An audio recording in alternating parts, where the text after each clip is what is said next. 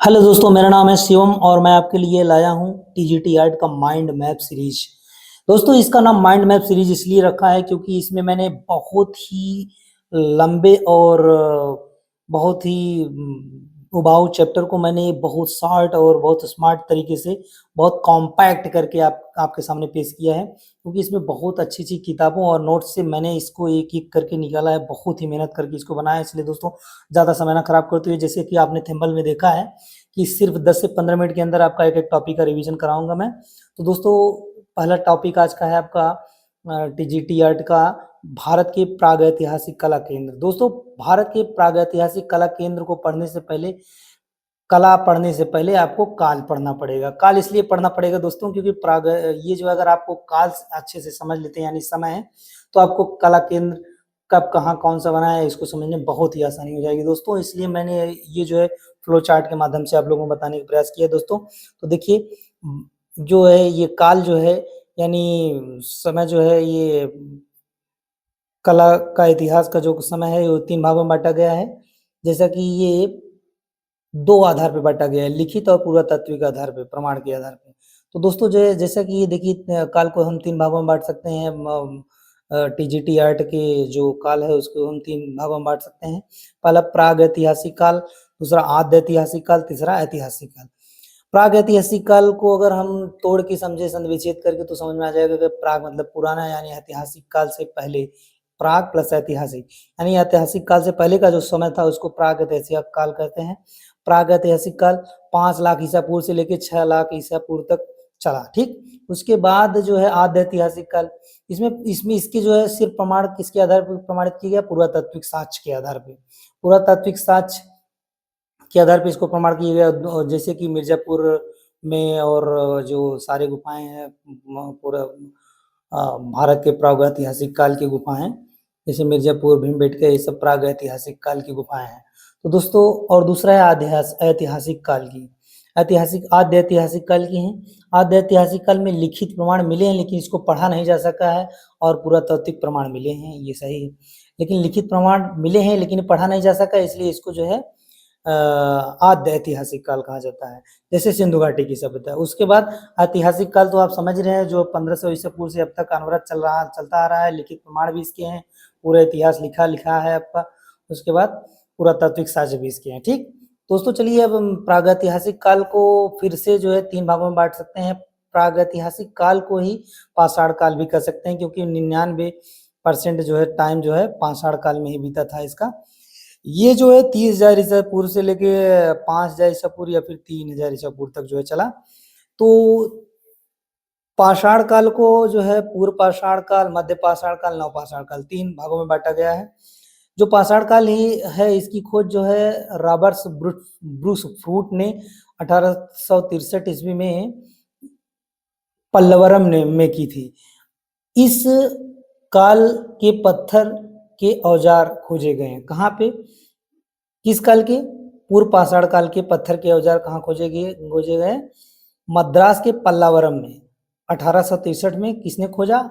Robert ब्रसफ्रूट ने, sorry. उसके बाद इस काल के मानव को क्वार्टजाइट मैन भी कहा जाता है। क्यों? क्योंकि उस समय जो ये लोग हथियार यूज करते थे वो क्वार्टजाइट पत्थर एक होता है जो बहुत ही हार्ड होता है, उससे जो है बनाते थे, इसलिए इसको क्वार्टिजाइट मैन कहा जाता था, ठीक? उसके बाद इसके वास यानी ये कहाँ रहते थे? प्राकृतिक पाषाण गुफाओं में रहा करते थे। साक्ष्य इसके क्या-क्या हैं पूर्व पाषाण काल के? सोहन नदी घाटी से गोल पत्थरों से निर्मित प्रस्तर उपकरण मिले हैं, इसलिए वह शिकारी तथा खाद्य संरक्षक था। दूसरा जो है प्रमुख औजार इसके कौन-कौन थे? हैंड एक्स, स्क्रैपर, क्लीवर आदि इसके जो है प्रमुख औजार थे। पूर्व पाषाणकालीन मात्र देवी की हड्डी से निर्मित प्रतिमा बेलन नदी घाटी से प्राप्त हुई है। और दूसरा आ जाता है मध्य पाषाण काल, जो कि 2500 ईसा पूर्व से लेकर 10,000 ईसा पूर्व यानी बीसी, बिफोर द क्राइस्ट इसको बोल सकते हैं, के बीच का समय है, जो कि इसकी खोज सी.एल. कार्लाइल ने 1867 ईस्वी में विंध्य क्षेत्र में किया था। सबसे बड़ा स्थल भीलवाड़ा जिला बांगौर में है इसका। उसके बाद क्या क्या प्राप्त हुए, क्या क्या हुआ था इसमें। तो इसमें जो है समाधान की प्रक्रिया शुरू अर्थात आग की खोज हुई थी। मानव अस्थि पंजर का पहला अवशेष भी खोज उत्तर प्रदेश के प्रतापगढ़ के सरानाहार व मदहा से मिले हैं। उसके बाद जो है इसमें पशुपालन के प्रारंभिक साक्ष्य जो है मध्य पाषाण काल में ही मिले थे। आदमगढ़ व बांगौर से मिले हैं, जो कि केवल खाने के लिए ये लोग पशुपालन करते थे, ना कि बाल खाल या किसी और चीज के उपयोग के लिए करते थे। तो दोस्तों चौथा है इसमें छोटे हथियार बनने लगे थे इसमें मध्य पाषाण काल में, इसलिए इसको माइक्रोलिथिक संस्कृति भी कहते हैं। ठीक है दोस्तों, माइक्रोलिथिक युग भी इसे कहा जा सकता है। और अब इसमें जो है पूर्व पाषाण काल मध्य पाषाण काल हो गया। अब हम जो पढ़ रहे हैं नव पाषाण काल, जो कि 10,000 ईसा पूर्व से लेके 5,000 ईसा पूर्व तक जो है चला। इसका जो कीवर्ड है कृषि है, यानी नव पाषाण अगर कृषि से संबंधित मैक्सिमम क्वेश्चन आ जाता है तो समझिए नव पाषाण काल से संबंधित है, क्योंकि इसकी खोज जो है डॉक्टर प्राइमरोज ने 1842 ईस्वी में कर्नाटक के लिंगसुगूर नामक स्थल पर इस उपकरण की खोज की थी। मेहरगढ़ सबसे प्राचीनतम बस्ती है इस स्थल का, नवपाषाण काल का। और जो है खोज व साक्ष्य, इसमें जो है पहिए का साक्ष्य मिला है, यानी पहिए की खोज नवपाषाण काल में। कृषि के साक्ष्य भी मिले, चावल के कोल्हियावाड़ा से भी इसके चावल के साक्ष्य मिले। मिट्टी के बर्तन तथा चाक जिसपे जो है मिट्टी के बर्तन बनाया उसकी भी खोज हुई इसी काल में, नवपाषाण काल में। चित्रकला के साक्ष्य भी मिले इसमें। कला की परिभाषा, दोस्तों हम टीजीटी आर्ट का इस समय सिलेबस कवर कर रहे हैं, तो इसमें सबसे ये बहुत ही जरूरी हो जाता है कला की परिभाषा। मन के भाव विचार को किसी भी माध्यम से सुंदरता के साथ प्रस्तुत करना ही कला है। और चित्रकला की परिभाषा, चित्रकला की परिभाषा है ये है कि मन के भाव विचार को किसी समतल आधार पर रेखा रूप रंग के द्वारा प्रस्तुत करना ही चित्रकला है।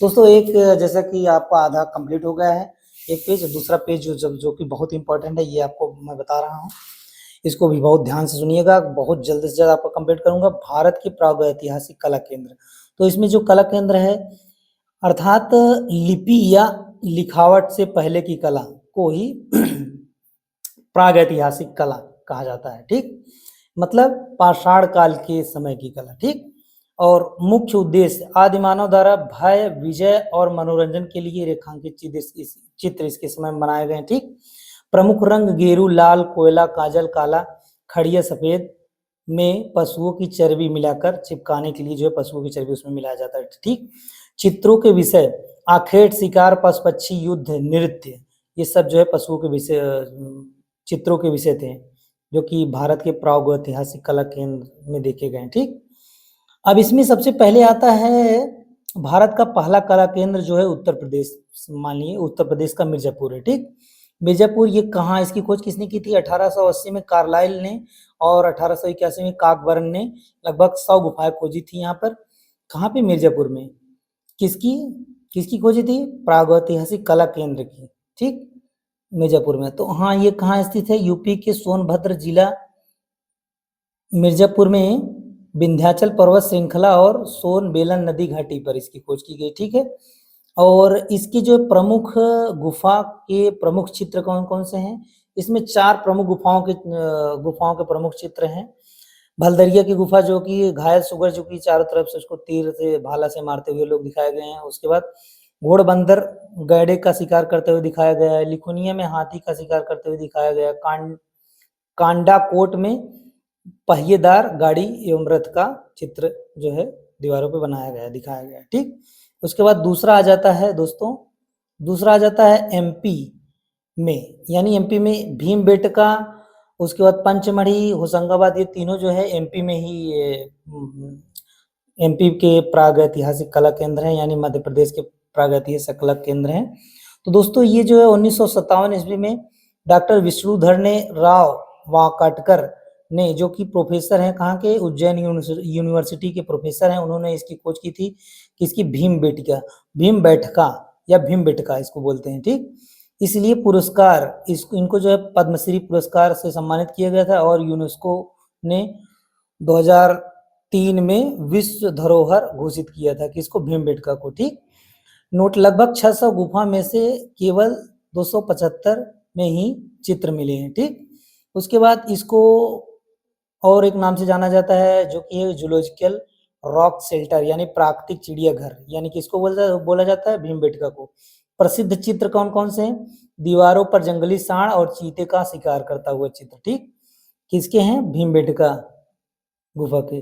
रंगों का दोहरा स्तर यहाँ पे देखने को मिलता है, प्राथमिक बड़े शिकारी जीव, और उसके बाद दूसरा जो है बाद के छोटे शिकारी जीव देखने को मिलते हैं, ठीक। और दूसरा है पंचमढ़ी। पंचमढ़ी में इसकी खोज जो है हंटर, इसकी खोज 1932 में हंटर ने की थी तथा 1936 में गार्डन ने इसकी खोज की। लगभग इसमें 50 गुफाएं हैं जो कि पंचमढ़ी में है। इसको जो है पांडव गुफा के नाम से भी जाना जाता है, और पंचमढ़ी को महादेव श्रृंखला में ये पंचमढ़ी गुफा है। इसके प्रमुख चित्र जो हैं शहद इकट्ठा करते हुए मानव है, और दूसरा इसमें 3 जो है प्रमुख चित्र है। पहला है शहद इकट्ठा करते हुए मानव, दूसरा है इसमें जो है सशस्त्र युद्ध दृश्य है, जिसमें शस्त्र के साथ युद्ध करता हुआ दृश्य दिखाया गया है। तीसरा है वाद्य यंत्र बजाते हुए मानव दिखाए गए हैं, ठीक। और उसके बाद होशंगाबाद आ जाता है, ये भी जो है मध्य प्रदेश में है। तो मध्य प्रदेश में 1922 में मनोरंजन घोष ने इसकी खोज की थी, तथा कहाँ पे है ये? नर्मदा नदी के तट पर आदमगढ़ पहाड़ी पर ये स्थित है। प्रमुख चित्र इसके भी 3 हैं। महामहिष यानी विशालकाय सांड, दूसरा जिराफ ग्रुप, ये जो है बहुत ही स्पेशल है और कहीं भी नहीं देखने को मिलता है प्रागैतिहासिक काल में, इसलिए बहुत इंपॉर्टेंट है। उसके बाद अन्य चित्र विशाल हाथी व घुड़सवार योद्धा। उसके बाद एक तीसरा जिला आता है और तीसरा राज्य आता है रायगढ़ या छत्तीसगढ़, सिंघनपुर की कला। इसकी खोज जो है 1910 ईस्वी में W.S. एंडरसन ने की थी। बाद में अमरनाथ दत्त व पर्सी ब्राउन ने इस पे काम किया था। और कहाँ ये है? मांड नदी घाटी पर स्थित है, रायगढ़ छत्तीसगढ़, सिंघनपुर की कला है। प्रमुख उपकेंद्र इसके सिंघनपुर है, कबरा पहाड़ा है, उसका बोतलदा है। उसके बाद इसके चित्र जो है, इसके प्रमुख तीन चित्र हैं, घायल भैंसा, कंगारू और ज्यामितीय आकृतियां। घायल भैंसा सिंघनपुर में है, कंगारू के चित्र भी हैं। उसके बाद ज्यामितिक आकृतियां कबरा पहाड़ से मिली हैं, ठीक। उसके बाद चौथा आ जाता है बांदा, जो कि इसमें पहला जो है मिर्जापुर और दूसरा और सबसे लास्ट वाला अंतिम जो है बांदा, ये दोनों उत्तर प्रदेश के हैं, बाकी बीच वाले तीनों मध्य प्रदेश के हैं, इसको याद रखिएगा। क्या है? प्रागैतिहासिक कला केंद्र है भारत के। तो दोस्तों ये जो है बांदा जो कि उत्तर प्रदेश में है, इसकी खोज 1907 ईस्वी में B.S. सिल्वेरार्ड ने की थी। ये कहाँ पे है? बुंदेलखंड क्षेत्र में है। और प्रमुख चित्र इसके चोंचदार मानव है, और दूसरा जो है 12 सिंघा का चित्र, जो कि बहुत इंपॉर्टेंट है, ये और जगह कहीं नहीं मिलता है। करपटिया व सरजाह खेड़ा में मिला है इसका चित्र, ठीक। तो दोस्तों अभी आपका कंप्लीट हो गया, लेकिन एक छोटा सा भी इसमें एक और पार्ट बचा है, जो कि ये है कि जो किताबें लिखी गई हैं प्रागैतिहासिक काल में, कुछ लिखा है किन्हीं ने, मतलब कि कुछ लेखकों ने किताबें लिखी है, उसके लिए मैंने एक शायरी बनाया, वही एक कविता बनाया है, इसको आप पढ़ लीजिए। 4-5 किताब है, एकदम पूरा क्लियर हो जाएगा। प्री हिस्टोरिक पेंटिंग बुक को बांडिट ने बतलाया, और इंडिया नाम को आगे गुप्त जगदीश लगाया, और अंत में इंडियन काट पिगाट ने इंडिया शब्द लगाया, हेरिटेज हलदार लगाया, अंत में अविनाश चित्रकला का इतिहास बताया। तो दोस्तों ये बहुत ही इंपॉर्टेंट है, इसको आप देख लीजिए, इसको आप अपने हिसाब से इसको पढ़ के याद कर लीजिएगा, बहुत ही इंपॉर्टेंट है। अगर इसको इतना आप पढ़ लीजिए, समझ आपका कंप्लीट होगा। थैंक यू दोस्तों। अगर आपको अच्छा लगे तो प्लीज़ मेरे चैनल को सब्सक्राइब कीजिए और लाइक कीजिए और शेयर कीजिए, क्योंकि टाइम बहुत कम है, इसलिए इसको जल्दी से कवर कीजिए। Thank you.